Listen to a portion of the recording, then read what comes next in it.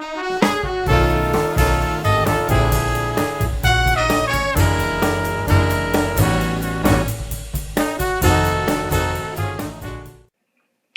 everybody, I'm Corey and we're talking Manpower.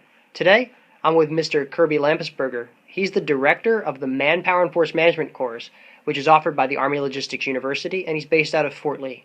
Mr. Lampersberger, thank you very much for being here today. Thank you for having me. So can you explain to me a little bit about the Manpower and Force Management course? Yes, I'd be happy to. The Army's Manpower and Force Management course is basically designed first and foremost for Department of the Army civilians who are in Career Program 26, which is Manpower and Force Management. And they are essentially, if you will, the operators of Manpower and Force Management for the Army. In addition, the course supports those military personnel, our distinguished soldiers, who require additional skill identifier Alpha 3. This course is really all about, we have three outcomes in the course. One is understanding the importance of communicative skills and other knowledge skills and staff skills.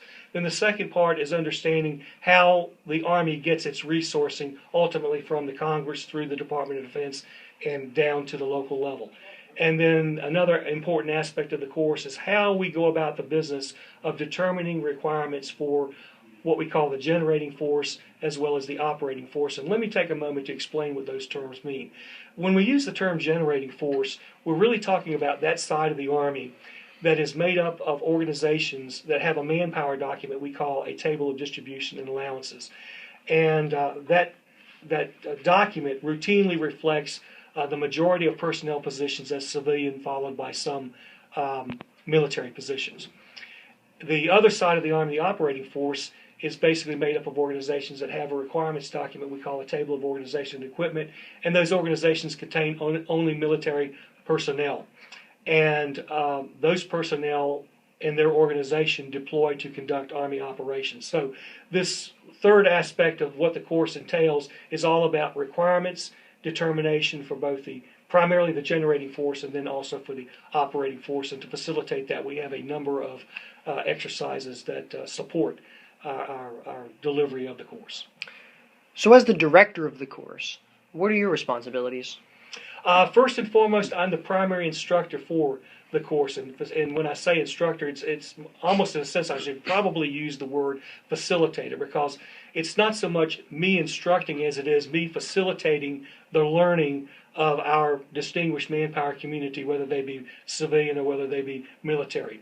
Then to support that, I have the responsibility of updating all of the presentations that are contained within the course, and that routinely requires me to reach out across the Army and get information to ensure that the information that we have is current, relevant, and up to date.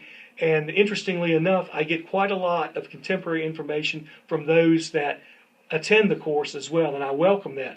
Now, I can't take what they say at face value until I validate it, notwithstanding, routinely it proves to be true, and with each iteration of class that I teach, I wind up having to update those presentations, which ultimately necessitates my updating the primary program of instruction for the course as well. So those are some of the duties that I have, and another kind of sidebar duty would be to maintain my professional relevance through association with other organizations like the American Society for Military Comptrollers and other organizations like that as well. So you're kind of like that one-man band, setting the direction, developing the plan, and then executing the plan. Understood. I am a one-man band, but I don't sound as nice as an orchestra, that's for certain. So why is the Manpower and Force Management course important? It's very important in the sense that until you have an understanding of the relationship between manpower and workload, you're never going to fully appreciate why we need the manpower positions that we need. What this course does is it breaks it down to its basic level and helps us to appreciate that an organization is made up of positions, by and large, that exist because they have been rigorously, through rigorous analysis, determined to have relevance in the performance of some type of workload that's routinely defined by the accomplishment of functions and tasks. So having said that, the course focuses on this relationship of manpower as an input and workload as an output, ultimately with the idea that we can use that relationship for the future predictability of required manpower in any given organization. So the course is very important in this context of understanding manpower requirements. A second reason the course is important is that it provides one with a good background in understanding how the Army ultimately gets its manpower and force management resourcing. And that starts off from the top, like the Capitol hilltop, and works its way down through the Department of Defense to the Army and ultimately to the Army commands. So during the course, I understand that there's a lot of different exercises to include the Fort Elkton case study. Why are exercises like the Fort Elkton case study important, and why is that case study even in there? Okay, the Fort Elkton case study is actually an integral part of the course, and the reason it's in there and why it's important is it's our initial attempt to introduce someone who would otherwise not have familiarity with it to the Army's primary manpower requirements determination process, namely the five-phased approach. Now, the proponent for that five-phased approach, that manpower requirements determination process, is the United States Army Manpower Analysis Agency, and it's from them that I received that material and we've integrated it into the course. It's very beneficial, and it's important because students need to understand how we go about determining manpower requirements determination. And also the exercises are important in the sense that they facilitate small group interaction. And we consider that very important in the context that internal discussion, each individual sharing, if you will, his or her perspective on some type of manpower or force management issue. In many cases, those perspectives will be diverse and different, and that's okay and well and fine as it should be.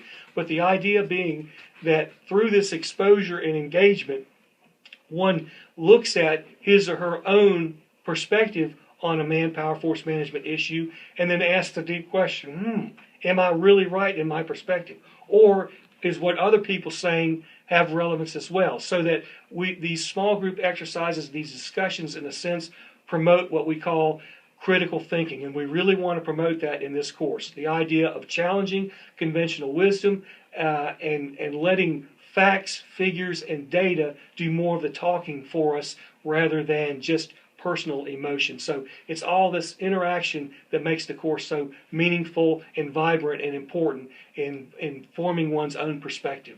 So I would think about me personally, I would just think that looking at it from different perspectives, everybody, when they're making these decisions, is going to have a different perspective.